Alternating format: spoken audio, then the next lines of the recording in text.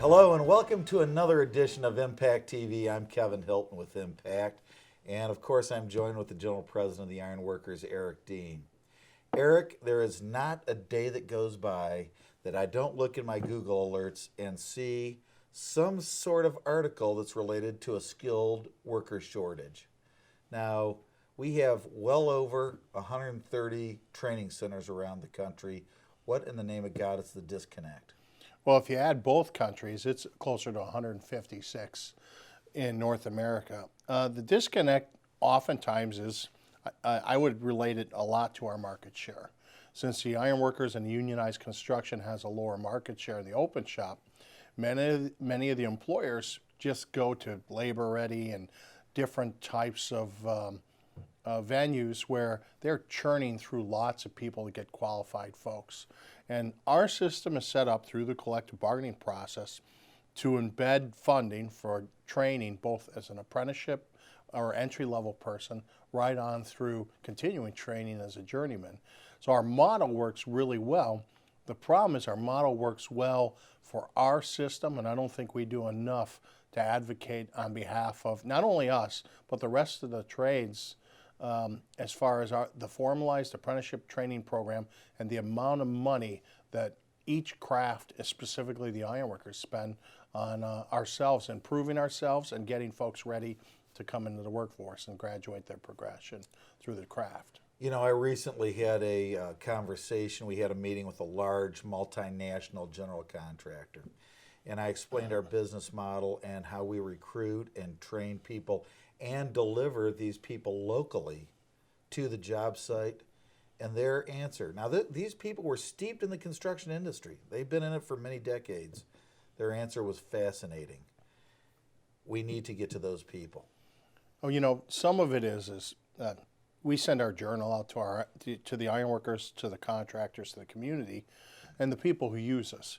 And we need to message better to the public, to elected officials, and to folks, the contractors that don't use us, what our model is. And I think when they do, they often come away very impressed and with no concept or knowledge that through collective bargaining, funds are set aside, dedicated to operate schools, to train and retrain folks. And it's the best kept secret. Unfortunately, we're the ones keeping it a secret. I think we need to do a better job shaping that message. I think that's a key point. So right now we're running it in the neighborhood of 20,000 people in the training cycle, if you will. What would you say our capacity is to deliver to the greater construction market? Well, we're at or near our high water mark as we were right before the big construction depression. And if you look at most of our schools are structured around a night school philosophy. So, for example, when I taught school when I went to school in my local and when I taught school, we were a Monday and Wednesday program. We've since in my home local shifted to a Friday, Saturday model where they go to day school. But you think about just my local alone, the amount of nights that the school is dark. It's not because they do a lot of journeyman welding, they do a lot of licensing and scaffold courses, but on a consistent basis, there's more nights in every school under that example where the lights are off. We could safely double. We're at a 20,000. That's apprenticeship, trainee, and probationary members going to school. I could say that easily we could double. So for the day school folks, a lot of them go 1 week a month, and for various months, or maybe 1 week or 2 weeks a quarter. You can turn the lights on in the opposite weeks of those. Right. For night schools, the ones that go Mondays and Wednesdays, they can employ a Tuesday and Thursday school. For the ones who do night school, they can also add Saturday all-day schools. For the block trainers, there's the rest of the month you can fill up. So there are very few schools that are at full capacity. Some are state-of-the-art. They got their scheduling down, and they don't have an inch of, they would have to get an expanded facility. They don't, but there's very few of those. The majority can stand, and so what we're doing is, right now I've got Executive Director Lee Worley of the Apprenticeship Training Department, along with General Vice President Kevin Bryington, formulating a recruitment and retention committee. And some of it's looking at the best practices employed in the industry to get specific, more welders, more women in construction, minorities. But we're also looking at the graduation rates. We're looking at various things. So we hope to put that best practices white paper out by the apprenticeship competition this fall. And if we do that, we are then, for the first time ever, we're going to go start talking to joint apprenticeship committees, trade improvement committees in Canada, to talk about implementing the best practices to get either more value out of your curriculum, maybe modifying your selection procedures. Because as I've talked before on this show and in my magazine, in the Ironworker magazine, there is an opportunity for us to spend our money better on our apprenticeship program. Some programs are failing or only graduating 50% out of their enrollees. To me, I look at that training dollars as like throwing away 50 cents on a dollar.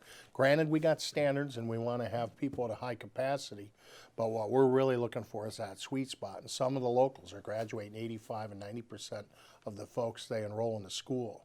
So we got to take a look. Do they have lower standards where they're letting anyone pass? Or have they found a better selection procedure so that they can spend their money more efficiently on behalf of their members? And that's my goal, is to get everyone on board with that same philosophy. It's a complex problem, to say Yeah, the very least. it's not like easy where you flick your Right. fingers. So that's why we're looking at it. We're taking a look. But the greatest thing that I can, when I go into meetings and I meet with employers, when I meet with other trades, is the infrastructure of our school. Right. By having so many facilities, if you look at the map and the slide where all our schools are located, even in the lowest dense areas, we have the capacity to train, and we don't have to buy a facility or implement one. We have them throughout our entire footprint in North America, and that makes it very easy and confident that whatever they need. Now, a lot of people need experienced folks, so one of the things we've been working on is finding people in the construction industry that were either in the union or we're welcoming them back, or organizing folks from the open shop and finding out what skills they have, assessing them, and then rounding off their skills. So our system is perfect for taking a greenhorn and running them through a 3 or 4 year progression and getting them ready for the workforce, taking someone with limited experience and getting them to the top of their game, and taking an old dog and teaching them new tricks. Sure. Yeah. So, you hit on a super important aspect of our business model. We have over 150 training centers, bricks and mortar training facilities where people can come in, like you say, either round off their skills, create the skill set, whatever. So you've got this wide universe of these facilities all over North America, and our viewers can see the map here where they're located. How do you guarantee that, number one, they're all up to snuff the way they should be, and number two, the iron worker that I hire in Duluth, Minnesota is the same one that I hire in Daytona Beach, Florida? Well, we've established a core curriculum, and the core curriculum is supposed to be taught in every school, and it covers the basics. I'm not going to say that we're like brain surgeons, but much like medical school, people specialize. So there are different schools that employ specialized curriculum in addition to the core curriculum. But for us, Lee Worley has a staff, and we send 1 or 2 of the folks on the National Training Fund staff to go and assess the school. And these are ironworkers, and they were coordinators, so they know what a top flight school looks like. But in addition, we send someone with a doctorate in education to assist in being a third-party evaluator, to take a look from an outside and look at the standardization of the curriculum, the implementation of the paperwork, the government compliance on registering papers. So we have an internal program where we look and assess schools, and we're in the process of reassessing many of the schools, making sure that it's as standardized as possible, minus the specialized nuance of various areas and locals. So if this team or whomever, JTC leadership, the business manager, whatever, walks into their training center and says, we need to upgrade this or need to give it a facelift, where do they get the resources? Well, that's the chicken and the egg. So the local unions typically have a checkoff through collective bargaining agreement that funds the administration of their school, funds the facilities, and buys the consumables, welding rod, that kind of stuff. Oftentimes, when you're at your weakest in your work hours, or the market is softening, you don't have the resources available to do ongoing training. Many people, a majority of the people, have gone to Impact for either grants from their region to resupply the ventilation systems and the welding programs, to buy new welding machines to get out of the 60s and 70s mentality and into the 2000s and get state-of-the-art equipment that's being used on the job site. And oftentimes, if the region is slow, they don't have the resources through that RAB checkbook. They've come through supplemental grants through the international. And I can tell you on 2 or 3 different occasions, we have directly funded bricks and mortar schools through Impact in extreme low density areas for either a targeted project or a targeted area where the work is, where the local can't really provide for themselves, and that's the strong helping the weak. Additionally, we also have large, vast areas, and we've talked about it before on the program.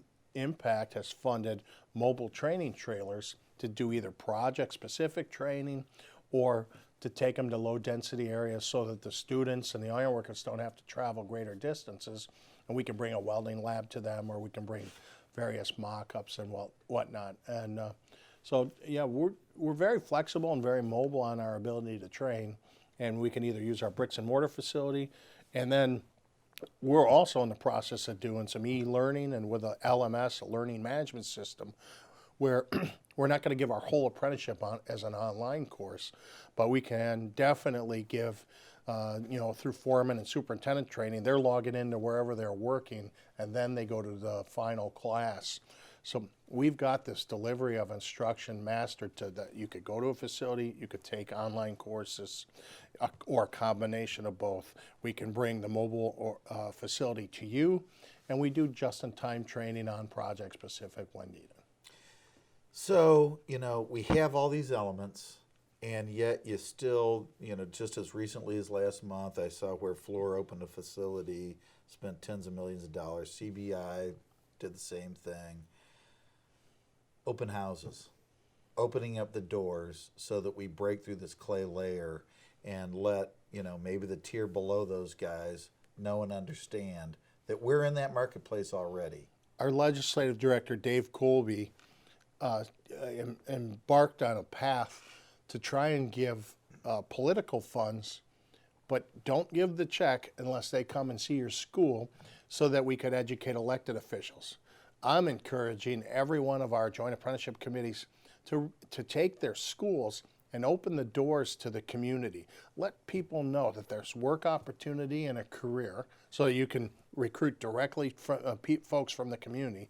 Let the business community know. Let the construction community know.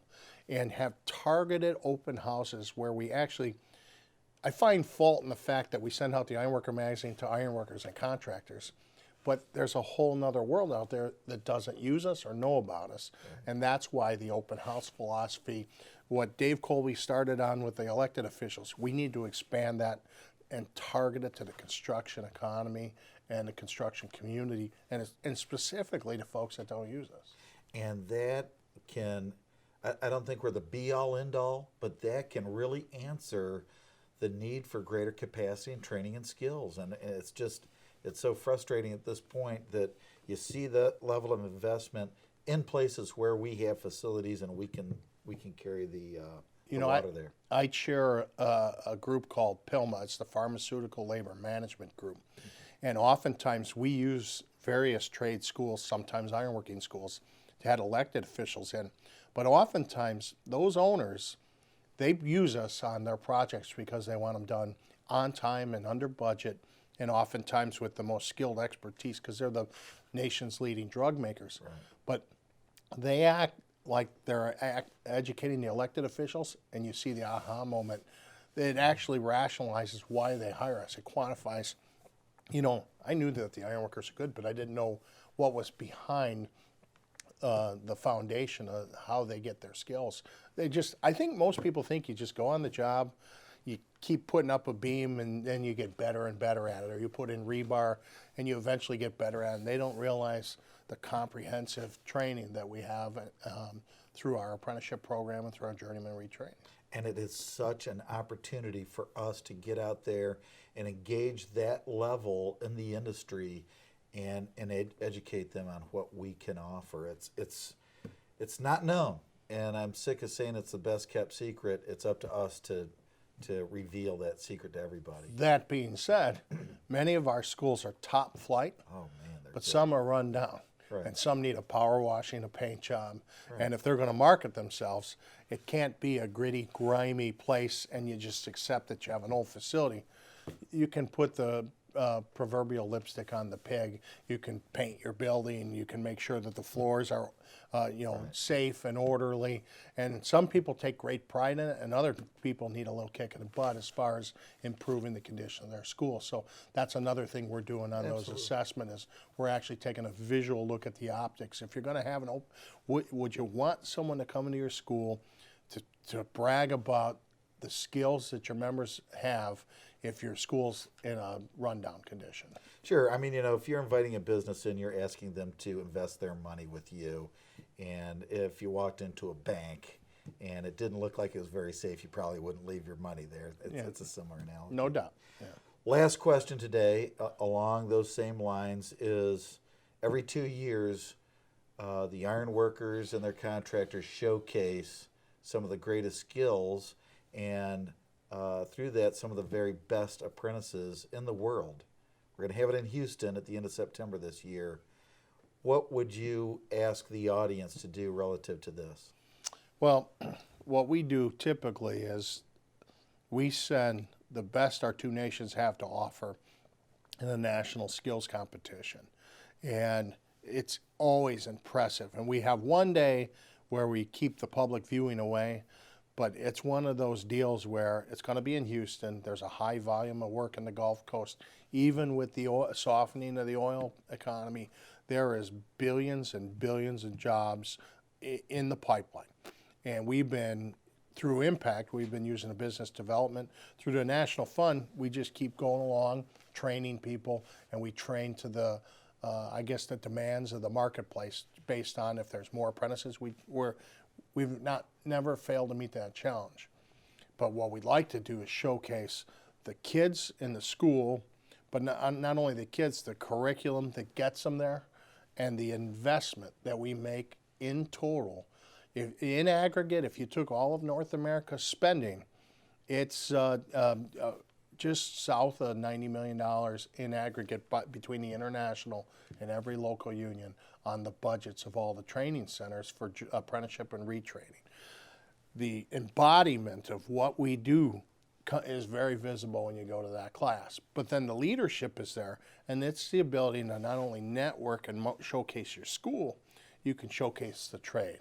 And I don't think we've gotten a little news coverage, but I don't think we've ever offered the extension of the invite to the construction community that we need to. And what I'm always disappointed in is you got the proud apprenticeship coordinators and oftentimes the union officials from the apprenticeship program. I don't think you have enough employers down there singing our praises and what their involvement is. They've got management experience, so they not only know what we need to do from the curriculum and delivery side, but they have sound financial judgment. They make our joint trust only works when we have employers sitting on there. We don't have enough employer participation, and when the employers are there, if we can invite the construction community there, I think that would be the most winning format we have, short of getting a little 30-second airtime on some local news coverage. I'd really like to see folks there that come see firsthand what we do. You're here. So consider that your personal invitation from General President Eric Dean to attend our upcoming International Apprenticeship Competition in Houston at the end of September this year. And with that, that's another wrap on Impact TV today. We look forward to joining you in the future where we delve deeper into the value-added products that the ironworkers and their contractors offer every day.